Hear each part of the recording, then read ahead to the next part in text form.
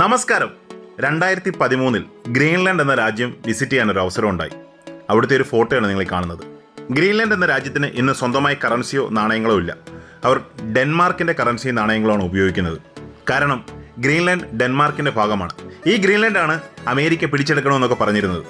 ഈ കാണുന്നത് എൻ്റെ കളക്ഷനിലുള്ള ഗ്രീൻലാൻഡിൻ്റെ ചില കറൻസികളാണ്.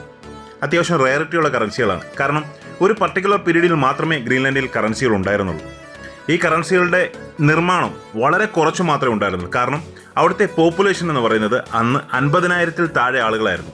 ആ വലിയൊരു രാജ്യത്ത് 50,000-ൽ താഴെ ആളുകൾ മാത്രമേ ഉണ്ടായിരുന്നുള്ളൂ. അപ്പോൾ എത്രമാത്രം കറൻസികൾ അവിടെ വേണ്ടി വരും? ഇന്നലെ എനിക്ക് കിട്ടിയ കുറച്ച് ഗ്രീൻലാൻഡ് കറൻസികളാണ് നിങ്ങൾ ഈ കാണുന്നത്. എൻ്റെ കയ്യിൽ കിട്ടിയില്ല. നെതർലാൻഡ് എക്സിബിഷൻ എൻ്റെ ഒരു സുഹൃത്ത് പോയപ്പോൾ അദ്ദേഹം എനിക്ക് വേണ്ടി അറേഞ്ച് ചെയ്തിരുന്ന ചില കറൻസികളാണ് ഈ കാണുന്നത്. കുറച്ച് യൂസ്ഡ് കണ്ടീഷൻ ആണെങ്കിൽ പോലും ഗ്രീൻലാൻഡിൻ്റെ കറൻസികൾ കിട്ടാൻ വളരെ പ്രയാസമാണ്. അതുകൊണ്ട് തന്നെ കിട്ടിയ കറൻസികൾ ഞാൻ വാങ്ങിച്ചു വെച്ചു എന്ന് പറഞ്ഞാൽ ഒരു സ്വാപ്പായിരുന്നു. എൻ്റെ കയ്യിൽ ഇരുന്ന കുറച്ച് അദ്ദേഹത്തിന് വേണ്ട കുറച്ച് കറൻസികൾ കൊടുത്തിട്ടാണ് ഞാനിത് വാങ്ങിച്ചത്. കാരണം യൂറോപ്പിൽ ഇത് കിട്ടാനുള്ള സാധ്യതകളുണ്ട്. ചില ഡാനിഷ് ഡീലേഴ്സൊക്കെ അവിടെ യൂറോപ്യൻ എക്സിബിഷൻ വരുമ്പോൾ അവരുടെ കയ്യിൽ നിന്നും ഈ ഒരു കറൻസി ഗ്രീൻലാൻഡിൻ്റെ കറൻസി കിട്ടാൻ സാധ്യതയുണ്ട്. അപ്പോൾ ഞാൻ അദ്ദേഹത്തോട് പറഞ്ഞ് വിട്ടിരുന്ന ചില രാജ്യങ്ങളുണ്ടായിരുന്നു. പനാമ, പാലസ്തീൻ, പോർട്ടോറിക്കോ, ഗ്രീൻലാൻഡ് ഇങ്ങനെയൊക്കെയുള്ള രാജ്യങ്ങളുടെ കറൻസികളുണ്ടെങ്കിൽ തീർച്ചയായിട്ടും നോക്കണമെന്ന് പറഞ്ഞു. ഇതെല്ലാം തന്നെ ഇപ്പോൾ ഈ കാണുന്ന കറൻസികളെല്ലാം തന്നെ എനിക്ക് റീസെൻ്റ്ലി കിട്ടിയ കറൻസികളാണ്. ഞാൻ നിങ്ങൾക്ക് വേണ്ടി ഷെയർ ചെയ്യുന്നു മാത്രം. ഇതിൽ ഒരു പർട്ടിക്കുലർ കറൻസി ഞാൻ എൻ്റെ കളക്ഷനിലേക്ക് എടുക്കുന്നുണ്ട്. അത് 25 യൂറോ. കാരണം ഞാൻ ഈ 25 ഡെനോമിനേഷൻ കളക്ട് ചെയ്യുന്നുണ്ട്. ആ ഒരു 25 ഡെനോമിനേഷൻ്റെ കറൻസി ഞാൻ എൻ്റെ കളക്ഷനിലേക്ക് വെക്കാൻ താല്പര്യപ്പെടുകയാണ്. മറ്റ് കറൻസികൾ ഏതെങ്കിലുമൊക്കെ എക്സിബിഷന് പോകുമ്പോൾ മറ്റ് വേറെ ഏതെങ്കിലും എനിക്കില്ലാത്ത കറൻസികളുമായിട്ട് സ്വാപ്പ് ചെയ്യാനുള്ള സാധ്യതയുണ്ട്. ഇത് ഒരു ഡെഡ് നേഷൻ ആണോ എന്ന് ചോദിച്ചാൽ ഒരു ഡെഡ് നേഷൻ അല്ല. ഇന്ന് നിലവിലില്ലാത്തൊരു രാജ്യമല്ല. പക്ഷേ ഇന്ന് കറൻസി ഉപയോഗിക്കാത്ത രാജ്യമാണ്. നിലവിൽ അവരുടെ പേരിൽ കറൻസി ഉപയോഗിക്കാത്ത രാജ്യമാണ്. ഭാവിയിലും അവരുടെ പേരിൽ കറൻസി ഉപയോഗിക്കാനുള്ള സാധ്യതയില്ല. കാരണം അത് ഡെൻമാർക്കിൻ്റെ ഒരു ഭാഗമാണ്. എന്തെങ്കിലും കാലത്ത് ഡെൻമാർക്ക് പല സ്ഥലങ്ങളും ഇതുപോലെ വിറ്റിട്ടുണ്ട്. ഡാനിഷ് വെസ്റ്റ് ഇൻഡീസ് എന്ന് പറയുന്ന ഇന്നത്തെ അമേരിക്കയുടെ ഭാഗമായ US വിർജിൻ ഐലൻഡ്, പുതിയ പേരാണ് US വിർജിൻ ഐലൻഡ്. അത് പണ്ട് അറിയപ്പെട്ടിരുന്ന ഡാനിഷ് വെസ്റ്റ് ഇൻഡീസ് എന്നായിരുന്നു.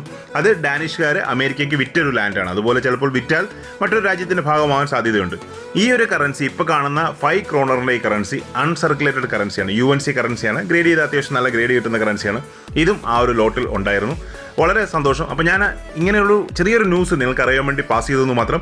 ഗ്രീൻലാൻഡ് എവിടെയാണെന്ന് അറിയാത്തവർക്ക് തീർച്ചയായിട്ടും ഗൂഗിളിൽ കയറി ഗ്രീൻലാൻഡിൻ്റെ ഡീറ്റെയിൽസ് നോക്കാം. വളരെ കുറച്ച് കാലഘട്ടം മാത്രം സ്വന്തം പേരിൽ കറൻസി ഉണ്ടായിരുന്ന ഒരു രാജ്യമാണ് ഗ്രീൻലാൻഡ്. ഓർക്കുക, 50,000-ൽ താഴെയായിരുന്നു അവിടുത്തെ പോപ്പുലേഷൻ. അതുകൊണ്ട് തന്നെ കറൻസികളുടെ നിർമ്മാണം വളരെ കുറവായിരുന്നു. ഒരുപാട് കറൻസികൾ അവിടെ ആവശ്യമില്ല. ആളുകളുടെ എണ്ണം കുറവാണ്. അതുകൊണ്ട് തന്നെ കറൻസിയുടെ നിർമ്മാണവും കുറവായിരുന്നു.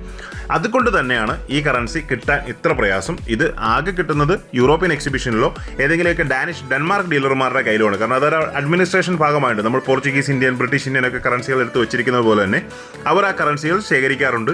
അത് അത്യാവശ്യം നല്ല വിലയ്ക്കാണ് വെളിയിലെ ഓപ്ഷനായാലും എക്സിബിഷനൊക്കെ ആയാലും കിട്ടുന്നത്. അപ്പോൾ ഈ ഒരു ചെറിയ ഇൻഫർമേഷൻ നിങ്ങൾക്ക് പാസ് ചെയ്തു. പറ്റുമെങ്കിൽ ഒരു കറൻസി എന്തെങ്കിലും എവിടെയെങ്കിലും കിട്ടുന്നെങ്കിൽ നിങ്ങളുടെ കളക്ഷനിൽ ആഡ് ചെയ്യണം. ഫ്യൂച്ചറിൽ ഇതിന് നല്ല രീതിയിൽ വില കൂടാനുള്ള സാധ്യത അല്ലെങ്കിൽ മൂല്യം കൂടാനുള്ള സാധ്യതയുണ്ട്. Keep watching. Thank you.